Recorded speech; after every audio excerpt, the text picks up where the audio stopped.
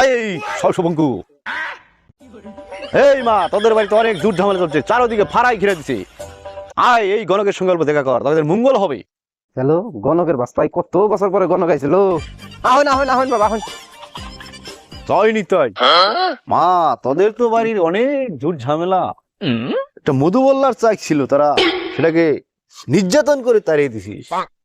রাহুলে শুনিয়ে ঘিরে দিছে তোমাদের বাড়িতে। তোমার স্বামী মানুষের দুয়ারে ঘুরে বেড়ায়, রাত বিরাত মানুষের দুয়ারে হুমকি দেয়। মেয়েটা তুমি ভালো, তোমার কপাল ভালো, কিন্তু তুমি নিজের স্বামীকে নিজের কন্ট্রোলে রাখতে পারতেছো না। তোমার বাড়িতে বল্লার থেকে একটা বরকি কামড়িয়ে মারছে। শোন মা, তোদের বাড়িতে অনেকগুলো কবুতর মাসে মাসে বাচ্চা দেয়, কিন্তু বিলায়ে সব নিয়ে জায়গা। এই সংসারে উন্নতি নাই, কথাটা সত্যি? হ বাবা হ হ হ। এই গণক দেখছি, আমরা গণক তো দেই নাই। যে কথাগুলো ব্যক্তি কথায় মিললো, তাহলে বাবা আপনার উপায় কি? উপায় মানে 700 বছর আগের দোয়াতের 7 ধাতুর তাবিজ আমার কাছে বানানো আছে। এটা তো নিতে হবে, 231 টাকা হাজত দিতে হবে। সোয়া কেজি চাই। আমি তোর গণক হইলাম।